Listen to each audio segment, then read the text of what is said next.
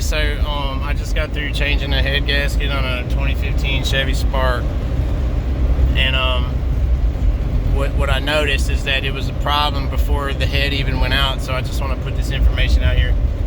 So I started noticing that there was a coolant leak, you know, a low coolant leak or whatever.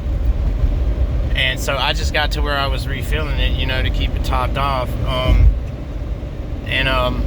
So what ended up happening is, like, you know, over time or whatever, like the situation just got worse, like to where the point was like, you know, I finally did a compression test on it or whatever. It's a head gasket, and my line of thinking was that, well, you know, the head gasket must be pinched or something and just kind of slowly going out.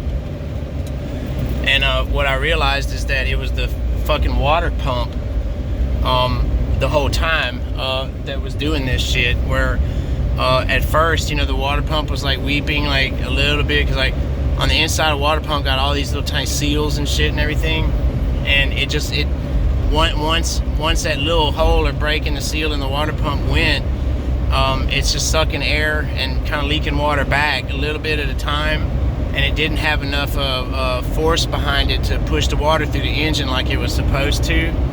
And so the situation was like, and I didn't know it or whatever, because it was kind of like subtle or whatever. But what was happening was it wasn't pumping enough coolant through the engine to the point where the engine was constantly getting like almost to like the critical hot stage, and that's what busted out the head gasket.